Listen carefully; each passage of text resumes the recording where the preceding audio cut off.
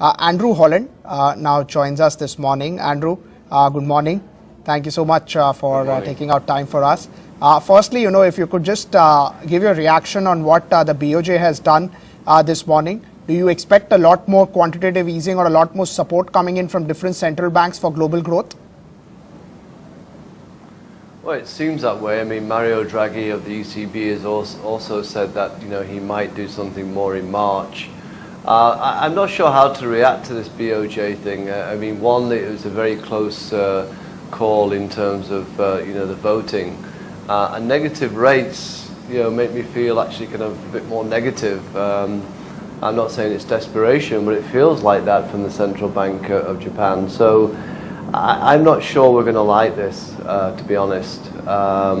It's quite funny, right? In that if China was to do the same, then obviously we get more worried about growth, devaluation of the currency, and Japan does it, and the market goes up. So there's something not quite right with this picture at the moment.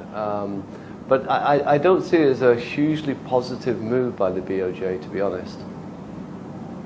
But why don't you think it's positive for global equities? They are easing, that's liquidity has been an issue. Why don't you think it's positive? Well, there's a few things on my mind which are, thinking about the negatives rather than the positives just for the second. I'm not saying I'm overly negative, but first of all, the Fed, as you probably discussed, I'm sure, missed out that one word of balanced, which they've used in terms of the risks that they see since 2003. So that worries me in the fact that that they're not understanding what the risks are, and then the BOJ come and say it's negative rates, which can't be great for the banking sector there.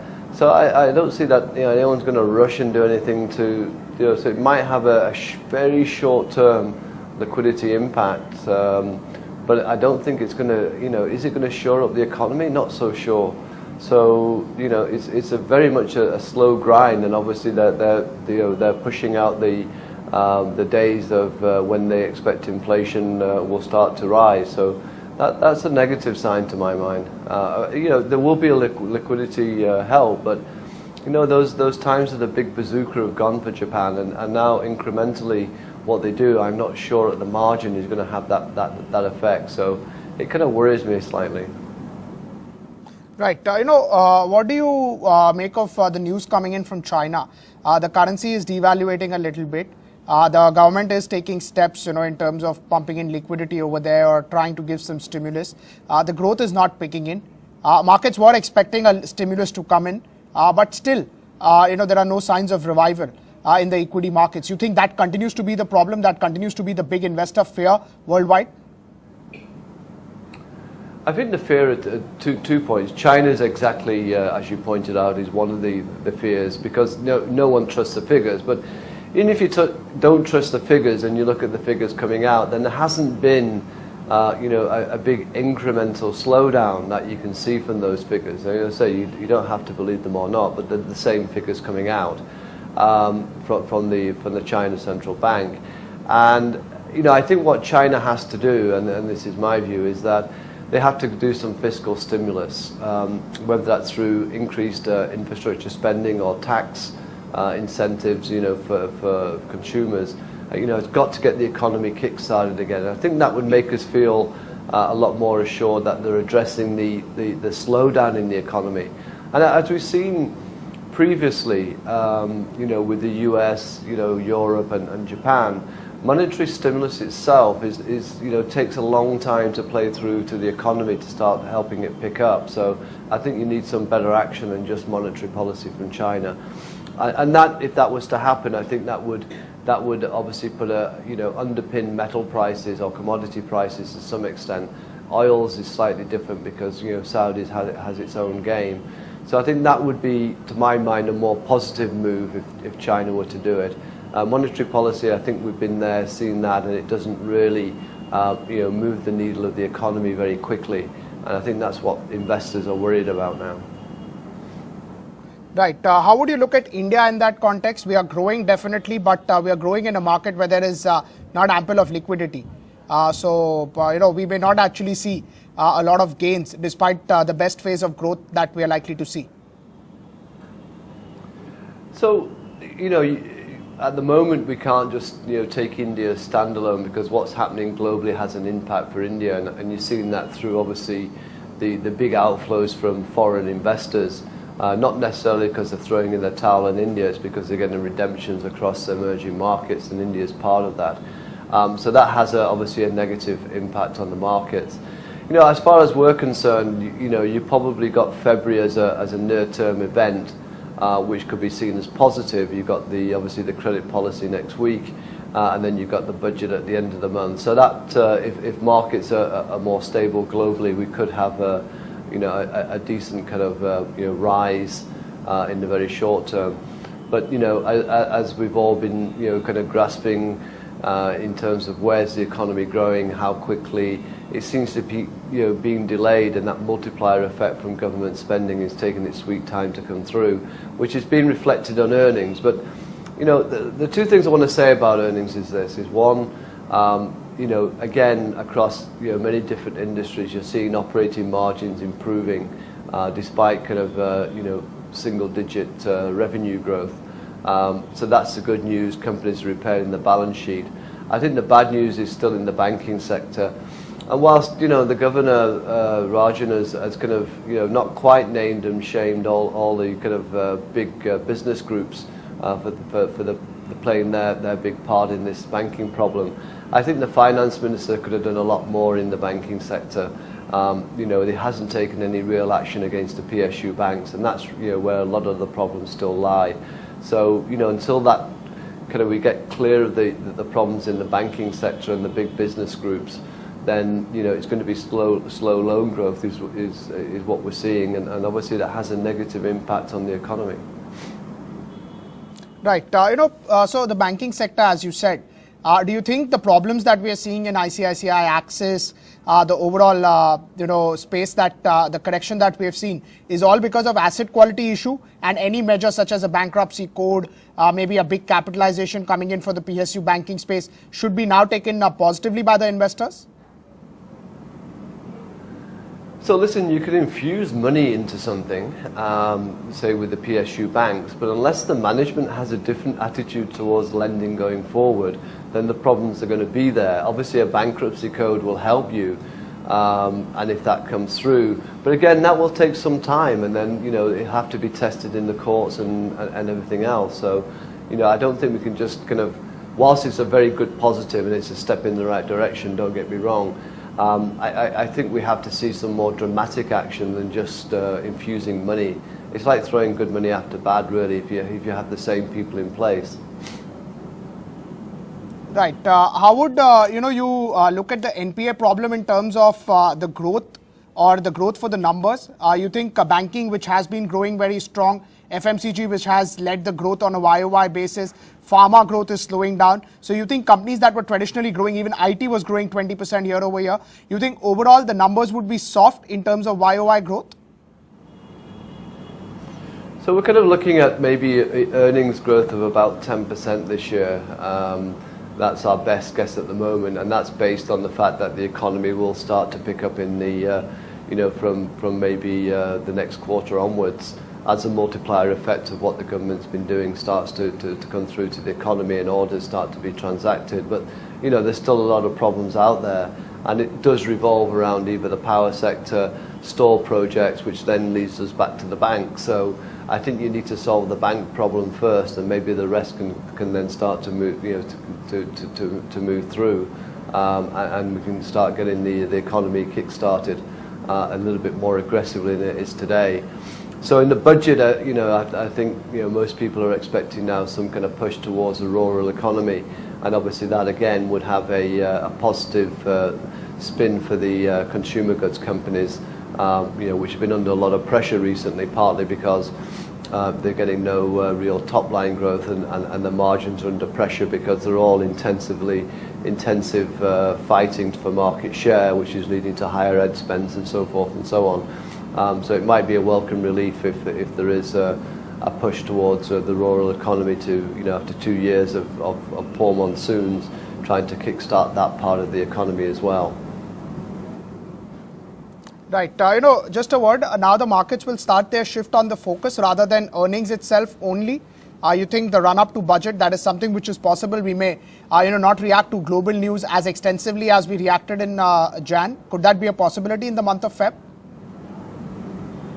You're correct. It could well be. Our focus will be towards the budget, and I'm sure every sector will have its day in terms of the run up to the budget and what's expected. But obviously, if the global scenario worsens from here, then we can't. Even with a budget, I don't think investors' minds will just be focused on India. Don't forget it's global funds, not just India funds. Or local mutual funds which will be investing in India. So if globally something happens, then that will mean that we could see continued FII flows out of India, which will have a dampening impact on the markets here. Andrew, we spoke about the banks, the problems that are there in the banking space, and how one needs to see how it gets solved. But on the retail side, it's doing exceptionally well. You think retail banks is something that you would be overweight on? Mind you, names like IndusInd, HDFC Bank have not corrected as well because of the numbers that they have declared. Exactly, and that's the space that we've been focusing in on is which banks are gaining market share in this environment without having any kind of significant problems with NPL. So the banks you mentioned are two which stand out and will continue to take market share. So as and when the economy does pick up, then obviously they will continue to benefit and show very strong growth. So these are a couple of banks which should be in anyone's portfolio. So very much agree with what you just said. Right. So the premium that they are trading at, you think it will get corrected once the earnings start to grow or the banking sector picks up by itself? What will happen is that these banks will continue to take market share. So I suspect you're going to get continued kind of multiple expansion for these banks. All you'll get for the other banks as and when whatever happens, but let's just say it's an infusion of capital, will be a short-term bounce in the ratings, which are exceptionally low. But it's like I mentioned this to you before. You kind of rent these shares for that kind of upside in the very short term, but you don't want to own them for the longer term until a lot of those problems you can see have passed, and management or the management that comes in is ready to kind of differentiate those banks going forward, because they're all just labelled as one, which is they have huge problems. So until you get a change in the banking management and how they operate, then that's going to be very hard for them. Listen, a good economy will help them all, but it doesn't hide away the fact that they'll still run into problems going forward, which they always have. Right. How would you look at Reliance from now on? Numbers were solid. The name has done well. It's still an under-owned name. Would you be overweight on that counter? Yeah, we constructively like this stock and have done for some time now, and it's performed very well. Despite the market kind of falls. Obviously, we have a big event coming up in terms of the launch of the telecom business. But I think the main factor is obviously with oil prices where they are, the core business will continue to do well, and that will throw off a lot of cash. And of course, this cash is now not going to be thrown into new businesses going forward. So that's going to help in terms of the kind of cash flow of the company. And I think we can look forward to look more transparency around both the telecom and the retail business, which from the figures I can see all look to be kind of starting to produce meaningful results. So I think that's where the re-rating for the stock could continue. But the core business itself is doing very well. Going forward as well, it looks as though with these oil prices where they are, that those margins will be maintained. Right. How would you look at the auto pack? Maruti declared numbers yesterday. You think stock has not reacted quite a bit. You think investors would wait for 1 or 2 more quarters because it's coming on the back of 6 to 7 straight quarters that they have beaten estimates? It's had a great run, and again, it's been one of our favourites because of a number of factors. One is obviously the product lineup, which was very strong, but two, they've had a great tailwind over the last few years of a weaker yen. Now, I'm not saying that today obviously the yen's weakening, but in the past quarter the yen's kind of appreciated a little bit more.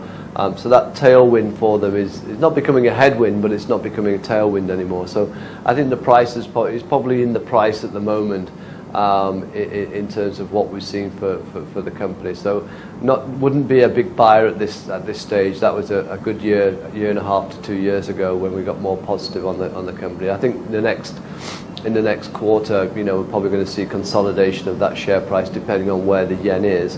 I suspect the yen might appreciate against the dollar rather than depreciate going forward, because I expect a more weaker dollar than a weaker yen. So that might be a headwind. We've kind of moved a little bit more towards the two-wheelers. We think there's a little bit more value in the two-wheelers at the moment than the four-wheelers. And of course, the other four-wheelers have their own different problems. Andrew, as we were talking about the new launches, about the auto space, do you think new launches, even Maruti yesterday focused on that, TVS just spoke about that, you think that will be the trigger? Who can get a better launch or a better response to a launch? That will be the key to watch out in 2016-17? Well, it is every year actually, because obviously launching new vehicles or bikes is going to increase your market share or not. The way we kind of played that a little bit more is through the auto component players, in the past, and that will probably continue to be where we'll look for that share price gains going forward. It's difficult to say who's going to gain the market share. I heard what they said, they want to get to 18% market share, so you've got to figure out if they're going to do that and then who's going to be the loser. So I'm sure there'll be other companies in the same space saying that they're going to increase market share. So I'd rather maybe play it through the auto component players than the auto sector itself. But say we're looking more favourably at two-wheelers because of valuations. Thank you, Andrew, so much for taking out time for us.